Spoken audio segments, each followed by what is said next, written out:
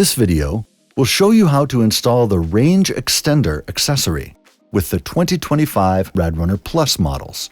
Start by getting the bike ready for maintenance. Turn off the bike, remove the battery, and press the power button to discharge remaining power.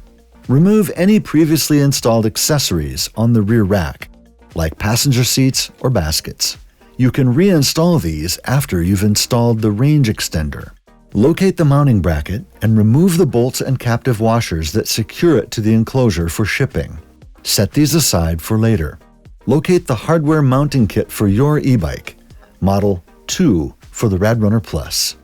Position the bracket with the bent side facing up and toward the seat, and line up with the crossbar mounting points directly beneath the rear rack.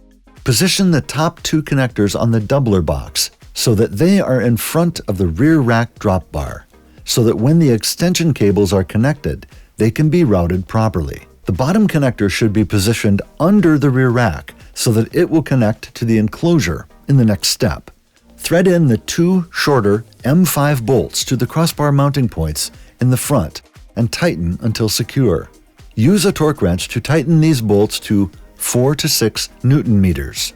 The longer through bolts for the rear crossbar will be installed when you mount the enclosure in the next step. Once the mounting bracket is partially installed, the enclosure will be mounted on top of it. Position the enclosure so that it lines up with the mounting points on the bracket. Route the small cable on the enclosure through the window in the bracket to connect to the battery doubler box. Install the longer through bolts for the RadRunner Plus through the underside of the rear crossbar, through the mounting bracket, and into the enclosure, and use an Allen wrench to secure the bolts. Use a torque wrench to tighten these bolts to 4 to 6 Newton meters. Thread in the hex bolts by hand through the underside of the mounting bracket into the remaining mounting points in the enclosure, and use the 8mm wrench to secure the bolts. Use a torque wrench to tighten these bolts to 3 to 5 Newton meters. Connect the bottom connector from the doubler box to the enclosure cable by lining up the internal notch and pins and the external arrows of each connector and press together without twisting. Locate the power extension cables that correspond to your e-bike model. The RadRunner Plus model will use the extension cable pair with 6-pin connectors. Connect the extension cables to the corresponding connectors on the doubler box.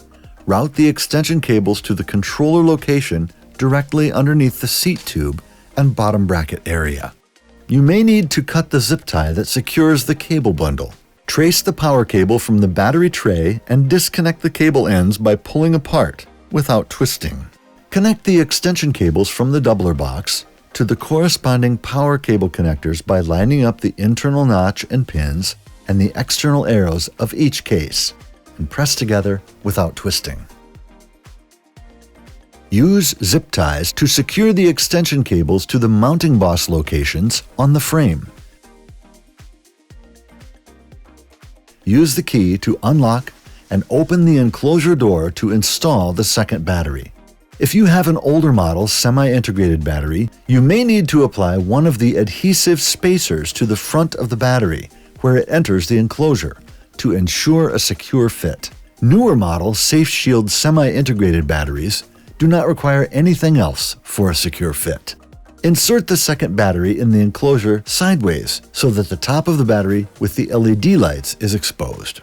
Close the enclosure door and remove the key. Reinstall the main battery on the e-bike and use the key to turn to the on position.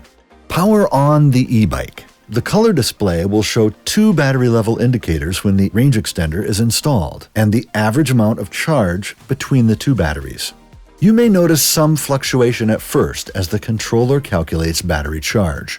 Once you begin riding, the e-bike will draw power from the battery with the highest amount of charge, and then toggle between the 2 batteries when they have equal amounts of charge, ensuring you always have a balanced amount of charge left. Reinstall any accessories on the rack and ride rad!